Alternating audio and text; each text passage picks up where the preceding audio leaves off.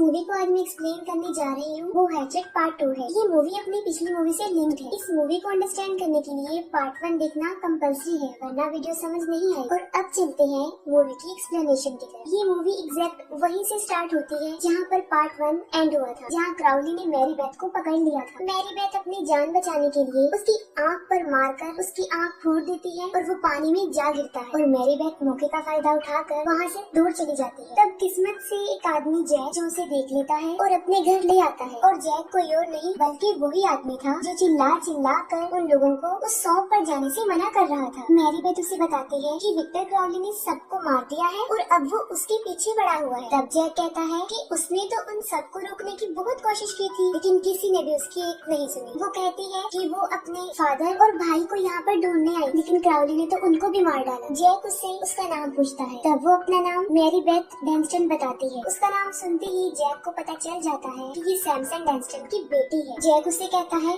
कि वो उसके घर से निकल जाए। तब मैरी बेथ कुछ भी समझ नहीं पाती कि अचानक से जैक को क्या हो गया है। वो एक शॉटगन उठा लेता है और कहता है कि अगर तुम्हें आंसर चाहिए तो रेव ज़ॉम्बी के पास चले जाओ, लेकिन यहाँ से निकल जाओ। और मैरी बेथ वहाँ से चली जाती है। थोड़ी देर गुजरने के बाद जैक को बाहर किसी की आहट सुनाई देती है और वो बिल्कुल अलर्ट हो जाता है। तभी पीछे से विक्टर क्राउली आता है और उसकी आंटी बाहर निकालकर उसी से ही उसका गला घोटने लगता है। वो इतने बुरे तरीके से, इतनी मजबूती से उसका गला घोटता है कि उसका सर ही धड़ से अलग हो जाता है। दूसरी तरफ मैरी बेथ जो शॉप से निकलकर रेव ज़ॉम्बी के पास आ जाती है। ज़ॉम्बी उस वक्त उससे कोई बात नहीं करता और उसे बाद में आने का कहता है। तब वो कहती है कि जैक ने ही उसे यहाँ भेजा है और उसने कुछ जरूरी बात करनी है, और तब वो उसे अंदर बुला लेता है। प्रीवियस नाइट उसके साथ जो इंसिडेंट्स हुए वो सब उसे बता देती है, लेकिन वो ज़ॉम्बी सबसे पहले उस बोट के ड्राइवर के बारे में पूछता है और वो कहती है कि वो भी मारा गया है। ये सुनकर ज़ॉम्बी उसे बताता है कि वो बोट उसी की थी और वो चोरी से वो टूर करवाता था और उसी के कहने पर शॉन वो टूर करवाने गया था। मैरी बेथ उसे अपने फादर का नेम बताती है और ये पूछती है कि वो उनके बारे में क्या जानता है। और तब ज़ॉम्बी उसके सामने एक स्टोरी नरेट करता है। वो बताता है कि जब वो छोटा बच्चा था तब थॉमस क्राउली नाम का एक आदमी अपनी वाइफ शैनन के साथ उस जंगल में रहता था। शाइन बहुत ज्यादा बीमार थी, उसे स्टमक कैंसर था और ये बीमारी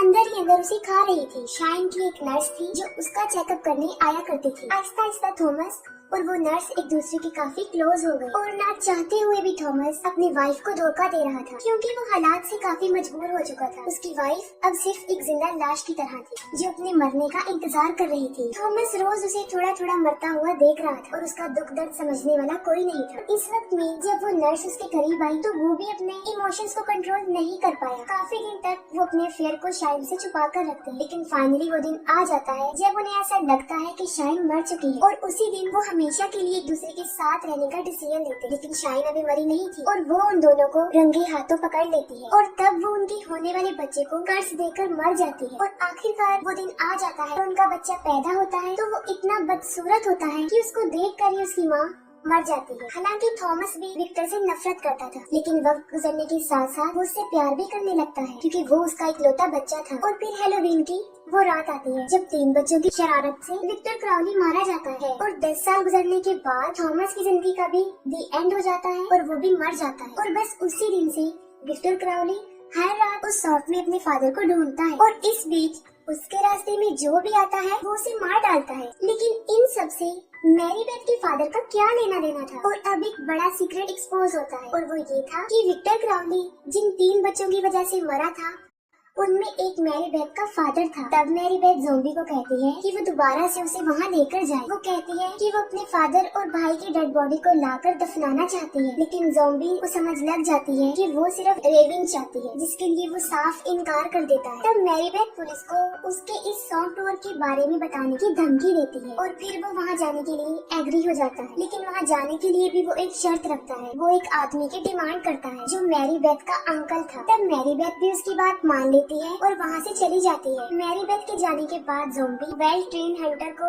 इकट्ठा करने के लिए कहता है, जिसमें ट्रेंट नाम के आदमी को वो स्पेशली मेंशन करता है। दूसरी तरफ मैरी बेथ अपने अंकल के पास जाती है और उसे सारा इंसिडेंट बता देती है, जिस पर उसके अंकल कहते हैं कि विक्टर क्राउली सिर्फ एक अफवाह है और उसे पुलिस को बताना चाहिए। तब मैरी बेथ कहती है कि एक बार वो उसके साथ उस सौंप पर चढ़ने और वहाँ से आने के बाद वो सब कुछ पुलिस को बता देगी। वो इस बात पर एग्री हो जाता है और वो दोनों वहाँ चलने के लिए तैयार हो जाते हैं। मैरी बेथ फिर से ज़ॉम्बी के पास जाती है और वहाँ पर वो सारे हंटर्स इकट्ठा हो चुके थे। ज़ॉम्बी उन सब हंटर्स को बताता है कि उन्होंने वहाँ पर उसकी बोट ढूंढने जाना है, जिसके बदले में वो उन्हें इनाम भी देगा। वो कहता है कि इस बीच उन्हें किसी का शिकार भी करना पड़ेगा। और जैसे ही वो विक्टर क्राउली का नाम लेता है, सब वहाँ से उठकर चले जाते हैं और वो आदमी ट्रेंट भी वहाँ से जाने लगता है। तब ज़ॉम्बी उसे डबल मनी का लालच देकर किसी तरह रोक लेता है। वहाँ पर अब बहुत ही कम लोग रह चुके थे। वो उन्हें कहता है कि बोट लाने के $500 और क्राउली का सर लाने के $5000 कैश देगा और वो लोग पूरी तैयारी करके वहाँ से निकल पड़ते। वहाँ पहुँचते पहुँचते उन्हें शाम हो जाती है। वो सब वहाँ पर बोट ढूंढने लग जाते हैं और देखते ही देखते रात हो जाती है। टाइम बचाने के लिए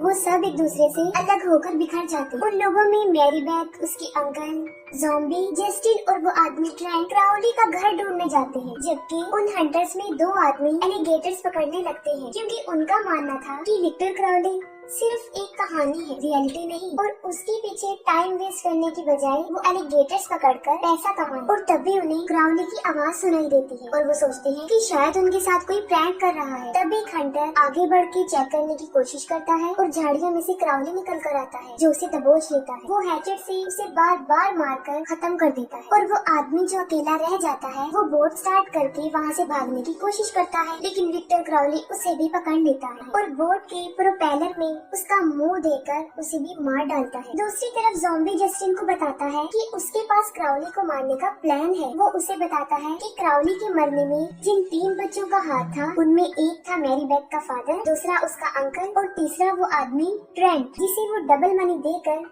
यहाँ पर लाया था। मैरी बेथ के डैड को तो क्राउली ने मार डाला और जब वो इन दोनों को भी मार डालेगा तब उसका रेवेंज पूरा हो जाएगा और क्राउली का ये चैप्टर यही क्लोज हो जाएगा और वो शॉप फिर से खुल जाएगा और उसका टूर का बिजनेस फिर से कंटिन्यू हो जाएगा। ये सब कुछ वो काफी देर से सोच रहा था और आखिर उन्हें विक्टर क्राउली का घर मिल जाता है, लेकिन वहाँ पर कोई डेड बॉडी नहीं होती। मैरी बेथ के भाई और उसके फादर की डेड बॉडीज भी वहाँ से गायब थी। उन लोगों के साथ आए हुए एक लड़का और लड़की लेटन और एवरी बाहर होते हैं और तब एवरी को पता ही नहीं चलता क्राउली लेटन का सर ही काट देता है, लेकिन जब तक उसे पता चलता काफी देर हो जाती है और क्राउली उसे भी मार डालता है। उन हंटर्स में जॉन और वर्नॉन को झाड़ियों में से किसी की आवाज आती है और तब वो दोनों चेक करने जाते हैं और तब क्राउली एक बड़ी सी चेनसो उनके सामने लेकर आ जाता है और पहली ही बार में दोनों को बीच में से काट कर उनके 2 टुकड़े कर देता है।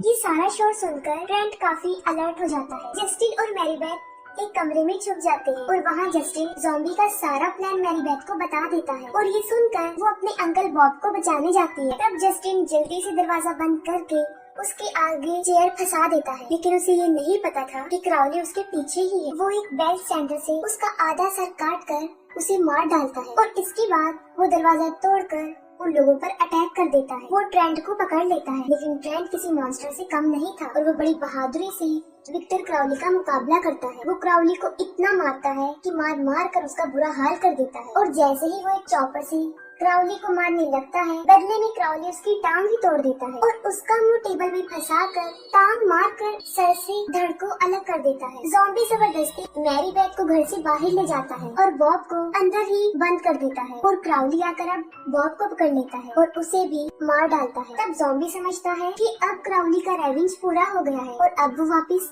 नहीं आएगा। मैरी बेथ ये सब पुलिस को बताने की धमकी देती है, जिस पर ज़ॉम्बी उसे शूट करने लगता है और तभी वो उसे एक बात बताती है। वो कहती है कि बॉब उसका असली अंकल नहीं था, वो उसके फादर का बेस्ट फ्रेंड था और उसका अंकल बहुत सालों पहले ब्लड कैंसर से मर गया है। ये सुनकर ज़ॉम्बी काफी हैरान हो जाता है और वो फिर अपने सामने देखता है जहाँ पर क्राउली हैचेट लेकर खड़ा था और वो जाकर सीधा उसे पकड़ लेता है, लेकिन क्राउली उसे हैचेट से मार मार कर उसके 2 टुकड़े कर देता है। ज़ॉम्बी का गलत सोचना था, क्राउली मरा नहीं था और न ही उसका बदला पूरा हुआ था। क्राउली उसकी स्पाइन पकड़ लेता है और उसके जिस्म को खाल से ही अलग कर देता है और मौके का फायदा उठाकर मैरी बेथ एक हैचेट लेकर क्राउली के फेस पर बहुत ज्यादा मारती है। वो हैचेट से उसे इतना मारती है कि उसका फेस ही खत्म हो जाता है, लेकिन फिर भी वो अपनी फिंगर्स को मूव करता है और इसके बाद मैरी बेथ एक शॉटगन लेकर आती है, जिससे उसके चेहरे की चीथड़े उड़ा देती है। अब एक बात तो साफ जाहिर है कि विक्टर क्राउली अभी भी मरा नहीं है, वो अभी भी जिंदा है। और ये मूवी